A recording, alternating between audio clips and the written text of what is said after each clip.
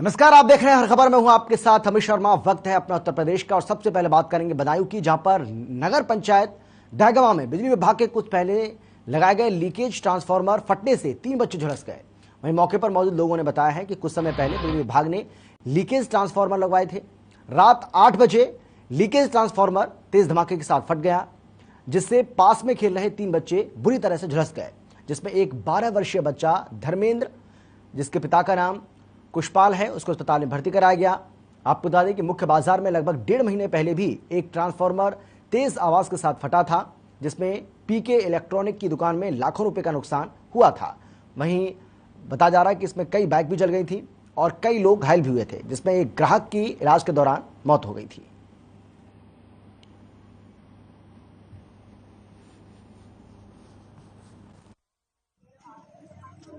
पहले जा मैं आवाज करी जाने, आवाज करने के बाद में तेल निकल करो। अच्छा, तेल निकलने के बाद में लोग वागन ने तेल भरना स्टार्ट कर दियो बाल्टियों में। फिर तेल भर रहे तो दोबारा आग चली गई यहाँ में। अच्छा, तब लोग को गई है बहुत। अच्छा। बच्चे भी बच गए। बच्चों के ऊपर छींटे गए? हाँ, बच्चों के ऊपर छींटा आए हैं। कितने बच्चे थे लगभग? बच्चे है 8-10। 8-10 बच्चे थे? हाँ, 8-10 बच्चे थे। बालू दिख रहे।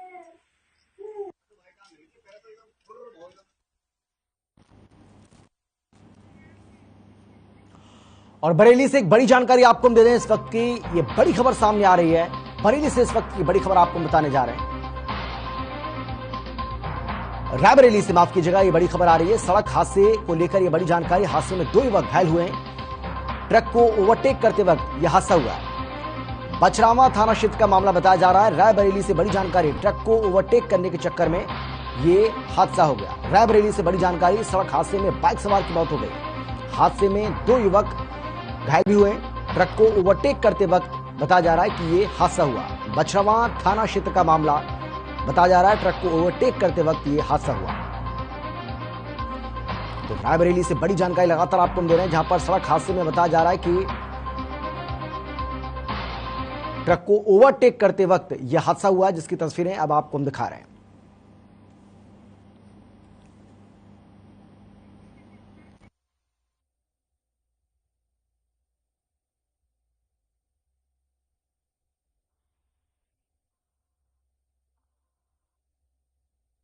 सड़क हादसे में बाइक सवार की मौत हो गई है।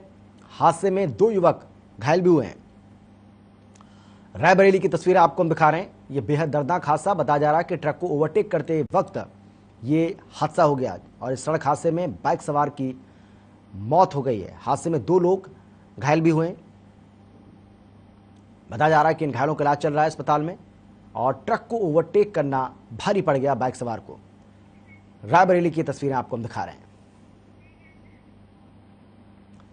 आजमगढ़ के कंदरापुर थाना क्षेत्र में शुकसुई नदी के पुल के नीचे युवक का शव मिलने से हड़कंप मच गया। मौके पर मौजूद ग्रामीणों ने घटना की सूचना पुलिस को दी है, जिसके बाद पुलिस ने इस पूरे मामले की जांच शुरू कर दी है। वहीं पुलिस ने आपको बता दें कि मामले को देखते हुए हत्या की आशंका जताई है। मृतक का शव 3 दिन पुराना बताया जा रहा है। फिलहाल पुलिस ने शव को पोस्टमार्टम के लिए भेज दिया है और आगे की कार्रवाई भी शुरू कर दी है। मामले की जांच को लेकर 5 टीमों का गठन भी किया गया है।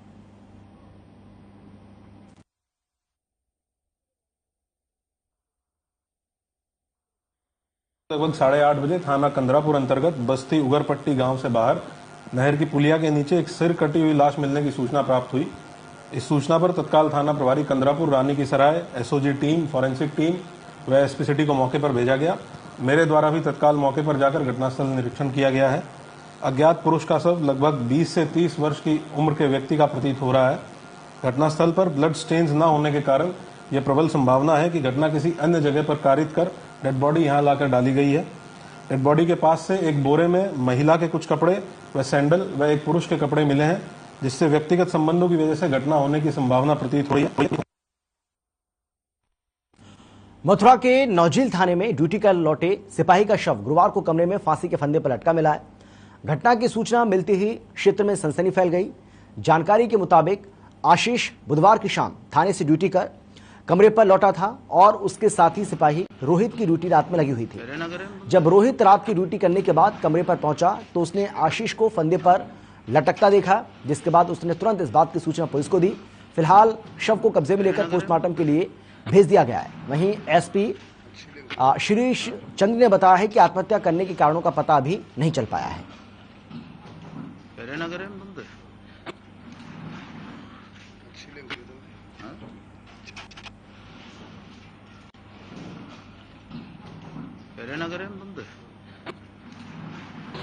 थाना नौझील में नियुक्त आरक्षी आशीष कुमार का शव उनके आवास पर पंखे से लटका हुआ मिला है। इस सूचना पर बॉडी को पीएम के लिए भेजा जा रहा है। उनके परिजन पहुंच रहे हैं और शीघ्र ही पीएम के पश्चात अग्रिम कार्रवाई सुनिश्चित की जाएगी।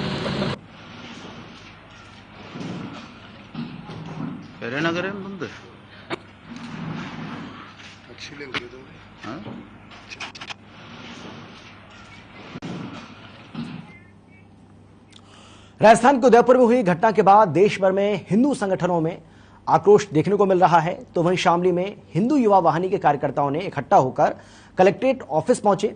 इस दौरान कन्हैयालाल के हत्यारों को फांसी की सजा देने की मांग करते हुए राष्ट्रपति के नाम जिला अधिकारी को ज्ञापन भी सौंपा।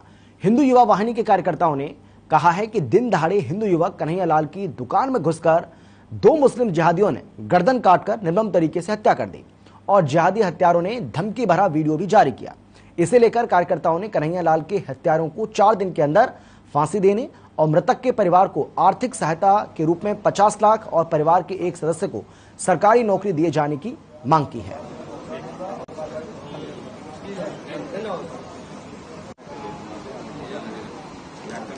आज आपने ज्ञापन दिया, क्या मांग है आपको? मांग ये है, हमारे कन्हैया कुमार जी राजस्थान में जो जयपुर में उनका कत्ल किया आज है आतंकवादियों ने। हम चाहते हैं पूरा परिवार हमारा कि उन पर कठोर से कठोर कार्रवाई हो और जिस तरह उन्होंने निर्मम हत्या की है षड्यंत्र के तहत उनको सरेआम फांसी दी जाए।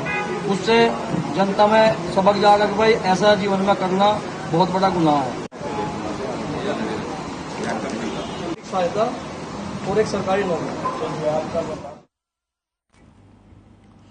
कासगंज के कस्बा गंज जुंडवारा के बालाजी मंडल में बीजेपी ने एक बूथ कार्यक्रम का आयोजन किया। बूथ कार्यक्रम में सांसद राजू भैया ने प्रधानमंत्री स्वनिधि योजना के तहत लाभार्थियों को वेंडर प्रमाण पत्र बांटे। वहीं जिला अध्यक्ष केपी सिंह, विधायक अम्मापुरा हरिओम वर्मा और श्याम सुंदर गुप्ता के साथ पालिका अध्यक्ष संजीव महाजन मौजूद रहे, जिसमें सांसद राजू भैया ने बताया कि कोरोना महामारी के चलते देश में लॉकडाउन लगा था और इसका सबसे ज्यादा असर मजदूरी करने वाले और रेहड़ी चलाने वाले लोगों पर पड़ा था, जिस कारण केंद्र सरकार ने प्रधानमंत्री स्वनिधि योजना की शुरुआत की थी, जिसमें रेहड़ी लगाने वालों लोगों को सरकार लोन की सुविधा भी देती है।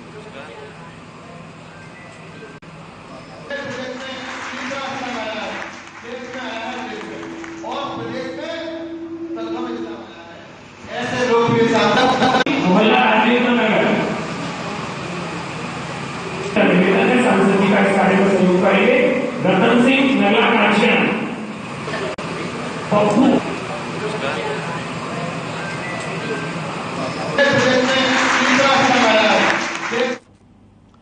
और अब खबर है हमीरपुर से, जहां लक्ष्मीबाई चौराहे से अवैध वसूली करने का मामला सामने आया है। जानकारी के मुताबिक एक सफेद रंग की गाड़ी के साथ 2 व्यक्ति ट्रकों से अवैध वसूली कर रहे हैं, जिसकी सूचना सदर कोतवाली पुलिस टीम को दी गई। मौके पर पहुंची पुलिस ने संदिग्ध व्यक्तियों को पकड़ने की कोशिश की, लेकिन मौके से गाड़ी में सवार होकर भागने वो लगे। पुलिस टीम ने तत्काल गाड़ी का पीछा कर यमुना पुल पकड़ लिया और जब गाड़ी की तलाशी ली गई तो 2 अवैध तमंचा, 315 बोर और जिंदा कारतूस बरामद हुए। साथ ही इन दोनों के पास से 71,490 रुपए बरामद हुए। दोनों व्यक्तियों से पूछताछ के बाद पता चला कि ये रुपया ट्रकों की अवैध वसूली से अर्जित किया है। इतना ही नहीं, गाड़ी पर विधायक विधान परिषद लिखवाए हुए हैं और हूटर भी लगवाए हुए थे। बताया जा रहा है कि फर्जी विधायक बनकर काफी लंबे समय से अवैध वसूली का काम किया जा रहा है।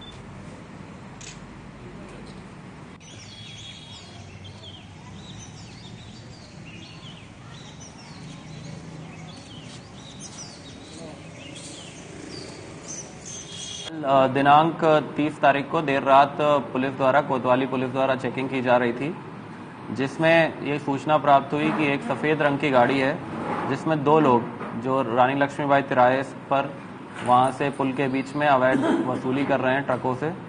इस सूचना पर जैसे ही पुलिस टीम पहुंची तो इन 2 व्यक्तियों द्वारा मौका पाकर वहां से भागने का प्रयास किया गया और जो पुलिस की टीम आगे उनको रोकने का प्रयास कर रही थी, उन पर भी गाड़ी चढ़ाकर मारने का प्रयास किया गया टीम को।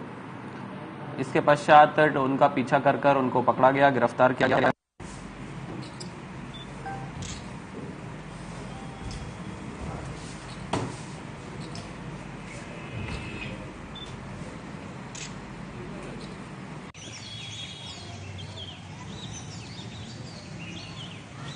बदायूं में युवा मंच संगठन ने जिला अस्पताल प्रशासन के खिलाफ प्रोटेस्ट किया है और जमकर नारेबाजी की है। उन्होंने मांग की है कि अस्पताल में जल्द से जल्द लिफ्ट सही कराई जाए। दरअसल युवा मंच संगठन के राष्ट्रीय अध्यक्ष का कहना है कि जो प्रसूता महिलाएं प्रसव के दौरान आती हैं, उनको सीढ़ियों पर चढ़ने में काफी परेशानी होती है। इस पर उन्होंने चेतावनी दी है कि अगर हालात ठीक नहीं हुए तो अस्पताल के गेट पर भूख हड़ताल की जाएगी। जिम्मेदार व्यक्ति को पहुंचा दें। लिफ्ट चला दी जाती है, बंद कर दी जाती है, जनरेटर का लोड नहीं लेता, हमें उससे कोई चालू करो। मेरा अस्पताल में लिफ्ट चालू करो। स्वास्थ्य विभाग की नहीं चलेगी, स्वास्थ्य विभाग की मनमानी नहीं चलेगी, स्वास्थ्य विभाग की मनमानी नहीं चलेगी। जिला महिला अस्पताल में लिफ्ट चालू करो, जिला महिला अस्पताल में लिफ्ट चालू करो। स्वास्थ्य विभाग रखती है हमारा मैसेज, जो भी यहाँ पे सुन रहे हैं वो वहाँ पे जिम्मेदार व्यक्ति को पहुंचा दें। लिफ्ट चला दी जाती है, बंद कर दी जाती है, जनरेटर का लोड नहीं लेता, हमें उससे कोई चालू करो। मेरा अस्पताल में लिफ्ट चालू करो। स्वास्थ्य विभाग की नहीं चलेगी, स्वास्थ्य विभाग की मनमानी नहीं चलेगी, स्वास्थ्य विभाग की मनमानी नहीं चलेगी। जिला महिला अस्पताल में लिफ्ट चालू करो, जिला महिला अस्पताल में लिफ्ट चालू करो। स्वास्थ्य विभाग रखती है हमारा मैसेज, जो भी यहाँ पे सुन रहे हैं वो वहाँ पे जिम्मेदार व्यक्ति को पहुंचा दें। लिफ्ट चला दी जाती। जालौन में पुलिस के उच्च अधिकारियों ने पीएम के कार्यक्रम का स्थलीय निरीक्षण किया। आपको बता दें कि प्रधानमंत्री बुंदेलखंड एक्सप्रेसवे के उद्घाटन के लिए प्रस्तावित कार्यक्रम होने वाला है, जिसको लेकर एडीजी भानु भास्कर और आईजी प्रशांत कुमार ने बुंदेलखंड एक्सप्रेसवे का निरीक्षण किया। उन्होंने संबंधित अधिकारियों को आवश्यक दिशा निर्देश भी दिए, साथ ही रूट डायवर्जन और पार्किंग स्थल की भी समीक्षा की। इस मौके पर जिलाधिकारी चांदनी सिंह, पुलिस अधीक्षक रवि कुमार और इसके अलावा अपर पुलिस अधीक्षक असीम चौधरी, अपर जिलाधिकारी नमामि गंगे, पीडब्ल्यूडी, यूपीडी, ये सब अधिकारी मौजूद रहे।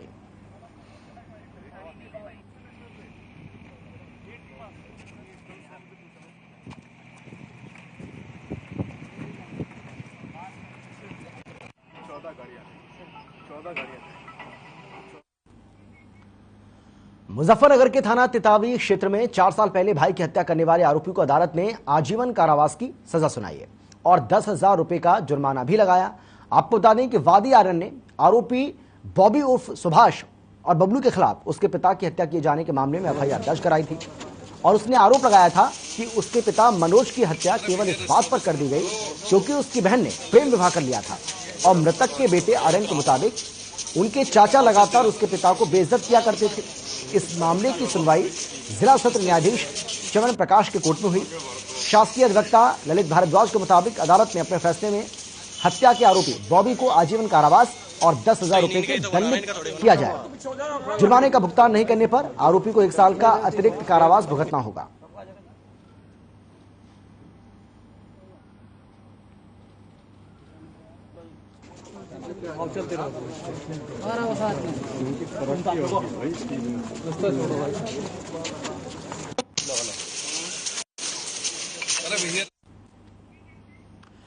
मिर्जापुर के प्रसिद्ध लखनिया दरी पर देर शाम पिकनिक मनाने आए 2 युवकों की डूबने से मौत हो गई। सुबह सूचना पर पहुंची पुलिस ने गोताखोरों की मदद से दोनों शवों को बाहर निकाल लिया।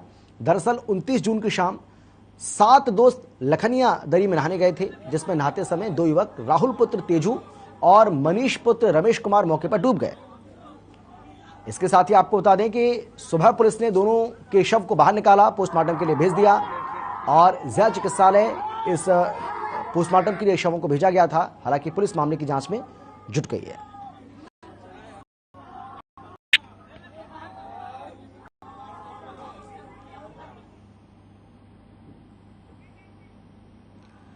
मुजफ्फरनगर के जिला पंचायत सभागार में कांवड़ यात्रा को सुरक्षित संपन्न कराने को लेकर तमाम तरह के कदम उठाए जा रहे हैं और इसको लेकर एक बैठक का आयोजन भी किया गया है। जिलाधिकारी चंद्रभूषण सिंह और एसएसपी अभिषेक यादव ने अधिकारियों के साथ बैठक ली है। अधिकारियों को इस दौरान कड़े निर्देश भी जारी किए गए, साथ ही जमीनी स्तर तक जनता से संवाद बनाए रखने के निर्देश भी जारी किए गए। एसएसपी अभिषेक यादव ने कहा कि इस बार काउंट के अमों से नजर रखी जाएगी। एडीएम प्रशासन नरेंद्र सिंह बहादुर, एसपी सिटी अर्पित विजयवर्गीय, एसपी देहात अतुल श्रीवास्तव, सिटी मजिस्ट्रेट अनूप कुमार सिंह और सीओ सिटी कुलदीप कुमार सिंह के साथ ही सभी विभागों के प्रशासनिक अधिकारी मौजूद रहे। प्रतिदिन जब भी आप फ्लैग मार्च पेट्रोलिंग कर रहे हैं, उसके अलावा फ्लैग आउट ना करिए, बिल्कुल क्लियर रहिए इस चीज में कि हमें और हमारे लिए वो ज्यादा इम्पोर्टेंट है, क्योंकि अभी 15 दिन बाद आपकी यहाँ कावड़ होने वाली है, वैसे बहुत ज्यादा सेंसिटिव रहता है। Thank you. प्रतिदिन जब भी आप फ्लैग मार्च पेट्रोलिंग कर रहे हैं, उसके अलावा फ्लैग आउट ना करिए, बिल्कुल क्लियर रहिए इस चीज में कि हमें और हमारे लिए वो ज्यादा इम्पोर्टेंट है, क्योंकि अभी 15 दिन बाद आपके यहाँ कावड़। यूपी में सुबह से ही रिमझिम बारिश हो रही थी। जहां एक तरफ प्रचंड गर्मी से लोगों को राहत मिली है, तो दूसरी तरफ अन्नदाता भी खुशहाल दिखाई दे रहा है। तस्वीरें आपको दिखाने जा रहे हैं जो कि रायबरेली के बछरावा की हैं, जहां पर किसानों ने संवाददाता दीपचंद मिश्रा से बातचीत करते हुए कहा है कि सुबह से ही हो रही यह बारिश धान की फसल के लिए सोना है।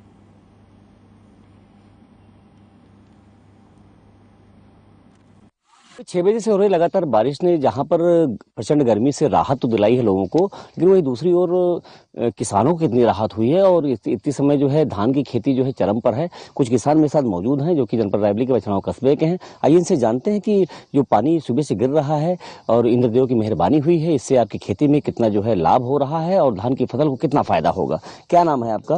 दिलीप कुमार पांडे।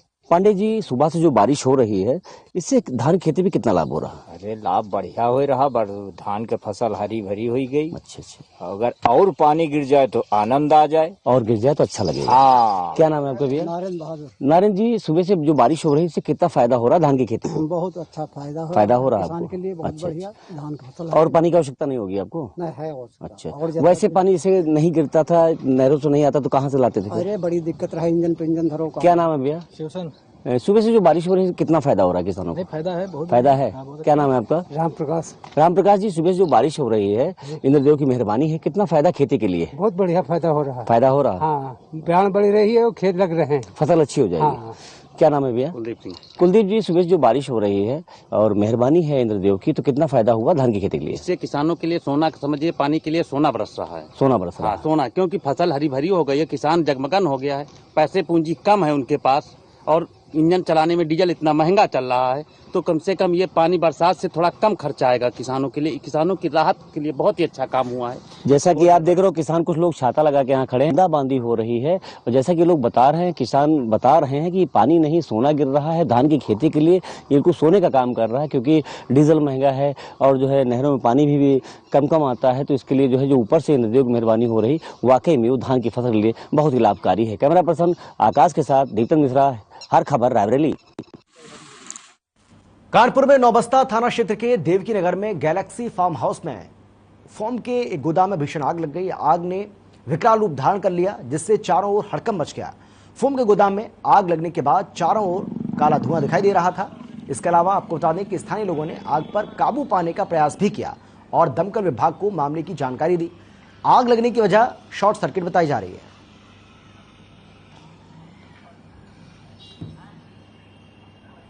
थाना नौबस्ता के यशोदानगर चौकी में ये एक मोहल्ला है देवकी नगर, जिसमें आज सवेरे 9:30 बजे करीब टेलीकॉम टावर के शॉर्ट सर्किट होने की वजह से आग लग गई एक फैक्ट्री में।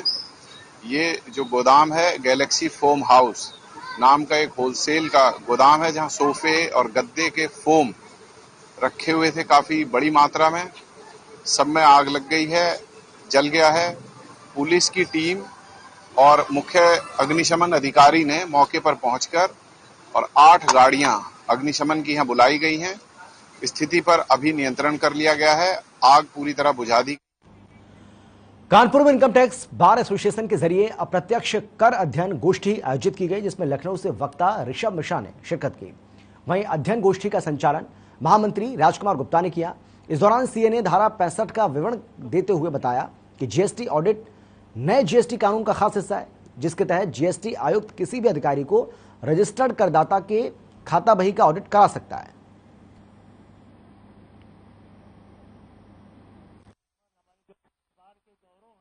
इंटरनेशनल बार एसोसिएशन का प्रेसिडेंट हूँ और आज की जो पहली मीटिंग इंडायरेक्ट टैक्स के लिए की गई है उसके हमारे ऋषभ मिश्रा जी लखनऊ से आए हुए हैं, इमिनेंट स्पीकर हैं। इन्होंने आज ऑडिट के ऊपर बहुत बढ़िया कार्यक्रम किया। इसका श्रेय मैं अपने चेयरमैन साहब धर्मेंद्र श्रीवास्तव जी को देता हूं कि जो मैंने चयन किया हमारे चेयरमैन साहब को, आज वो सफल हो गया और मैं इसके लिए बहुत ही उनको धन्यवाद देता हूं। आज जो ये मीटिंग हुई है इंडायरेक्ट टैक्स की प्रथम मीटिंग हुई है और आज काफ़ी संख्या में हमारे वक्ता जो हमारे मेंबर हमारी बार के गौरव हैं मेंबर हमारे वो आज उपस्थित हैं, मैं उनको भी धन्यवाद देता हूं। और ऑडिट के विषय में जो गवर्नमेंट ऑडिट नहीं है ये जो सीएस सोसाइटी करती है वो ऑडिट नहीं है, ये डिपार्टमेंट जीएसटी का डिपार्टमेंट जो है वो ऑडिट करता है। हमारे जो टैक्स पेयर हैं जो व्यापारी हैं उनकी बुक्स ऑफ अकाउंट को चेक करते, चाहे वो अपने स्थान पे करें या अपने ऑफिस में करें, कहीं भी करें। उस ऑडिट के विषय में आज हमारे ऋषभ मिश्रा जी ने बहुत गहराई से और एक एक सेक्शन का एक एक चीज़ करके बहुत ही क्लियर उन्होंने आज इसको किया है। मैं ये बहुत उनको धन्यवाद देता हूँ। मैं अपने पूरी बार को धन्यवाद देता हूँ जो आज उपस्थित होकर के सारा क्लियर किया। और धर्मेंद्र श्रीवास्तव जी का मैं विशेष रूप से आभार व्यक्त करता हूँ कि उन्होंने इस कार्यक्रम को कराया। और आज बदायूं में काशीराम कॉलोनी की हालत बद से बदतर होती जा रही है। अव्यवस्थाओं के चलते पीने के पानी और गंदगी के अंबार ने नगर पंचायत के सारे दावों की पोल खुलकर रख दी है। जिस काशीराम कॉलोनी में व्यवस्था दुरुस्त रखने के लिए अफसर तीनों टाइम दौड़ लगाते थे, अब वहां अव्यवस्थाओं की भरमार है।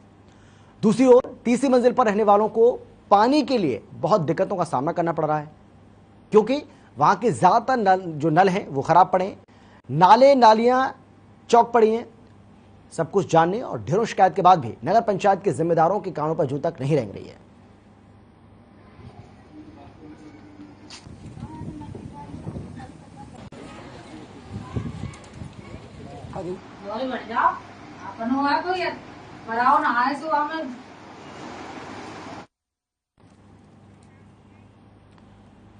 लखनऊ में दबंग बदमाशों के हौसले बुलंद हैं। मामला बंथरा थाने के तहत लतीफ नगर गांव के है, जहां गांव में दबंगों ने फायरिंग कर दी, जिसके चलते पूरे गांव गोलियों की तड़तड़ाहट से थर्रा उठा। सूचना पर पहुंची पुलिस ने हालात का जायजा लिया। जानकारी के मुताबिक गांव के रहने वाले कश्यप नाम के युवक ने चौरसिया नाम के परिवार के ऊपर गोलियां चला दी, जिससे पूरे गांव में अफरा तफरी का माहौल बन गया। इस घटना के चलते गांव में दहशत है। वहीं हालात के मद्देनजर पुलिस अधिकारी ने गांव में पुलिस बल को तैनात कर दिया है।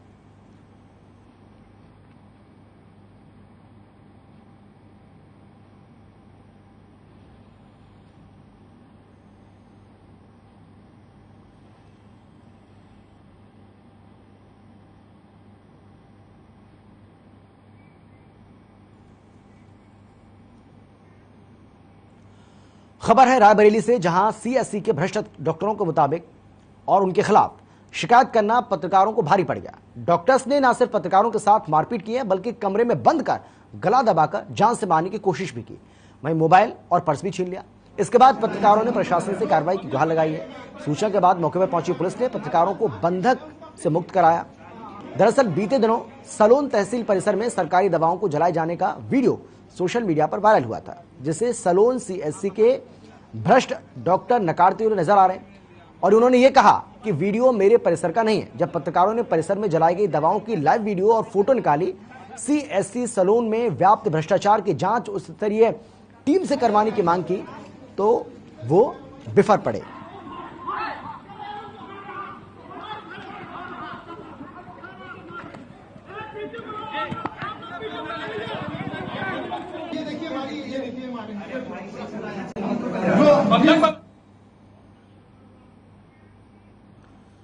मुजफ्फरनगर से सनसनीखेज मामला सामने आया है। मामला कैलाश नगर गांव का है, जहां बीते दिन देर रात एक बुजुर्ग महिला की रसोई में खाना बनाते वक्त गर्दन और हाथ काटकर निर्मम तरीके से हत्या कर दी गई। सूचना पर पहुंची पुलिस ने शव को बरामद कर लिया, पोस्टमार्टम के लिए भेज दिया है। वहीं मृतक महिला के बेटे की तहरीर पर अज्ञात हत्यारों के खिलाफ मुकदमा दर्ज कर मामले की जांच में पुलिस जुट चुकी है। बहरहाल एसपी अतुल श्रीवास्तव की माने तो चाकू से गोदकर महिला की हत्या की गई। इस मामले में 4 टीमें गठित कर दी गई हैं और जल्द से जल्द घटना का खुलासा भी कर दिया जाएगा।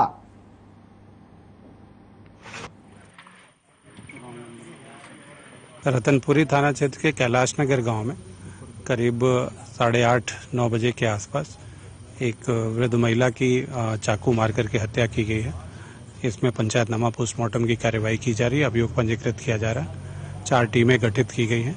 आशा है कि शीघ्र ही घटना का अनावरण कर दिया जाएगा। सर, क्या कुछ अभी पता चला कि हमारी टीमें लगातार लगी हुई हैं सर्विलांस पे भी और टेक्निकल एविडेंस इकट्ठी करने पे, और क्षेत्र में भी एविडेंस कलेक्ट किया जा रहा है। शीघ्र ही घटना का अनावरण किया जाएगा। और फिलहाल इतना ही, छोटे से ब्रेक के बाद फौरन लौटेंगे। आप देखते रहिए हर खबर। नमस्कार।